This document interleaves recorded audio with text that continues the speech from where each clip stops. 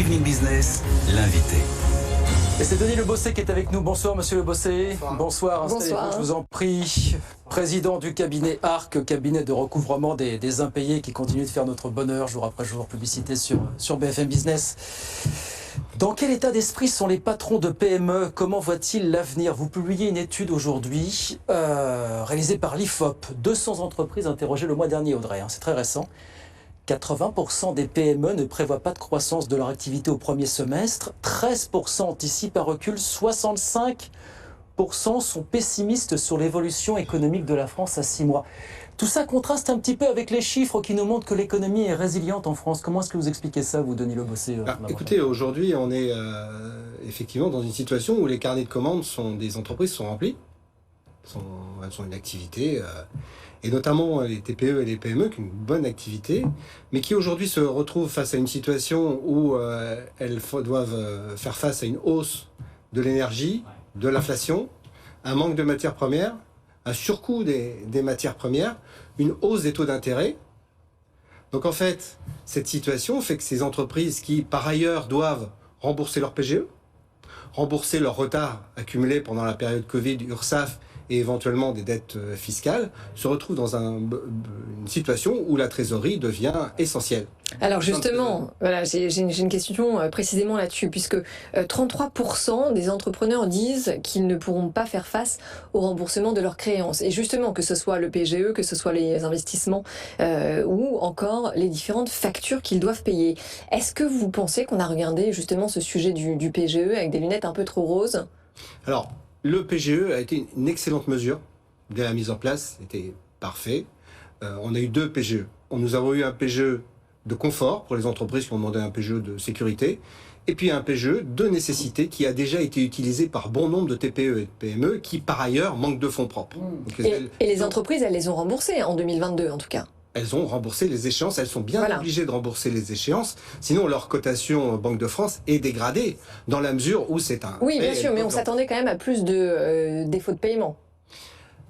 Elles ont remboursé les premières échéances, on peut s'attendre à que les années futures, on ait quelques difficultés, parce que parallèlement, vous avez les URSSAF qui ont repris le recouvrement, l'arriéré et l'actuel, et puis le Trésor public qui aussi demande le rattrapage de... Donc là, ce sera peut-être un petit peu plus difficile. Le gros problème aussi, vous le dites, c'est que beaucoup ont le sentiment, près de la moitié disent qu'ils vont se faire lâcher par leur banquier ou leur assureur crédit, voilà, qui du jour au lendemain comme ça pourrait dire j'arrête la vente. Tout à fait. Aujourd'hui, on le voit dans notre activité, les banques sont relativement attentives à l'évolution du remboursement des PGE, et les entreprises qui aujourd'hui n'ont pas remboursé, les entreprises, les TPE, PME, je parle surtout d'un tissu d'entreprises qui rencontrent des difficultés, ou les grands groupes qui rencontrent des difficultés, parce qu'on a aussi aujourd'hui des grandes entreprises qui rencontrent des difficultés, qui n'ont pas remboursé leur PGE, qui n'ont plus de trésorerie, rencontrent des difficultés pour financer leurs besoins en trésorerie. C'est normal que les banques soient relativement prudentes.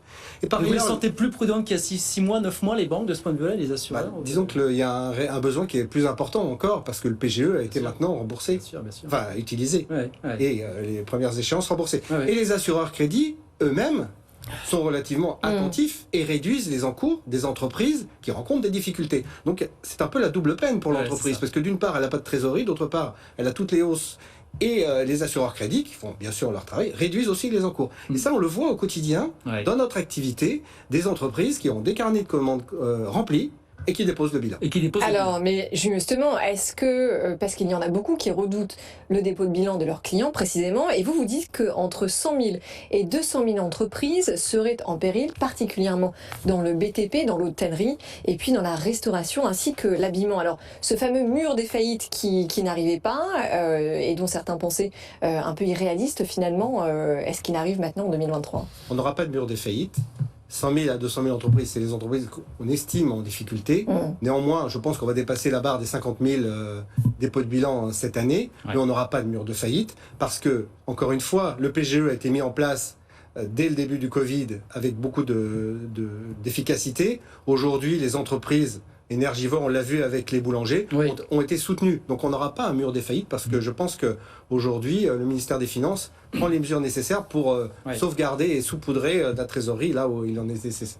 Là où c'est nécessaire. Et c'est là où on arrive vraiment à votre cœur de métier, Denis Le Bossé, c'est que beaucoup continuent de penser que les délais de paiement resteront la variable d'ajustement, le meilleur des leviers pour gérer au mieux la trésorerie. Et ça, c'est pas bon, force. Et ça, c'est pas bon. Et c'est ce qui fait qu'on va pas avoir un mur de faillite. C'est-à-dire que les délais de paiement vont être allongés. Et c'est 73% des entreprises interrogées qui estiment que les délais de paiement sont une variable d'ajustement. Dans la mesure où, lorsqu'on n'a plus de trésorerie, lorsqu'on ne peut pas être financé par sa banque, lorsque l'assureur crédit ne vous accorde plus d'encours, c'est-à-dire que vous devez payer comptant votre fournisseur, eh bien, vous allongez les délais de paiement des fournisseurs qui l'acceptent, ou vous multipliez les fournisseurs pour essayer d'être bien réglé. Là, vous donnez pas de chiffres, mais est-ce que dans les faits, vous les voyez en ce moment s'allonger, ces délais de paiement? Est-ce que vous communiquerez prochainement sur des chiffres? On voit les délais de paiement s'allonger, notamment auprès des entreprises qui sont en fragilité. Oui, c'est ça. Au sein de notre activité, on le voit très bien. Les délais de paiement s'allongent. Alors, ça de combien ça chiffre ou... Ah ben non, ça chiffre pas, mais on voit s'allonger. Et ce que l'on voit, c'est que des grands groupes organisent et sécurisent leur cash. Ils font appel à nos services pour intervenir en relance avant échéance en marque blanche. Et nous avons des outils qui nous permettent d'être plugués avec les logiciels comptables et qui permettent de réduire les délais de paiement. Et ce sont les grands groupes qui sont les plus organisés parce que je pense qu'ils prévoient un allongement des délais de paiement dans les mois à venir. Et puis les petites entreprises qui n'ont pas tous ces moyens, allongent les délais de paiement pour subsister. Et est-ce qu'au-delà du premier semestre, vous commencez à avoir une tendance qui se dessine ou ça reste encore flou? Maintenant, on sait qu'on est quand même dans un environnement où l'inflation pourrait commencer à se résorber.